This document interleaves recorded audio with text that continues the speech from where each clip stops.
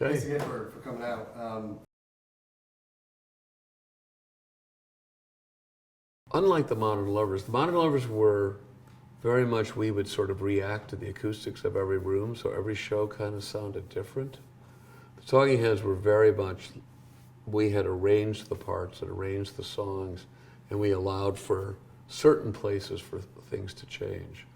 Because we had kind of realized at an early stage that we would be being faced with really difficult situations where you couldn't hear the other side of the stage, or you couldn't hear much of the drums, or you couldn't. And so, can I play this whole show just hearing a little bit of the vocal and the beat? And we tried to be at that position that we could do that, so that we could handle the sort of mediocre sound systems that we would come in contact with, and so it made us consistent. But of course, there was the growth of just being comfortable and playing the songs over and over again. By '78, you said January of '78? It was December of '78. December of '78. So I think then we had already recorded more songs about buildings and food, and the previous spring.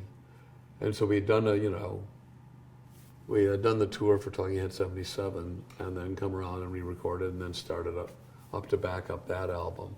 So we were pretty well-oiled machine by then. I mean, of the four-piece band, I think it sort of peaked on Fear of Music being the third and final of us just being a four-piece.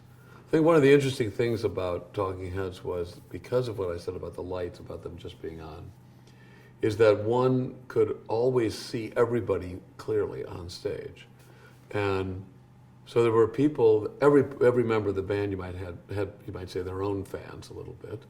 And it was not like a show where like they're in the dark part of the time and you're always being directed at the guitar solo or the singer or something that's happening.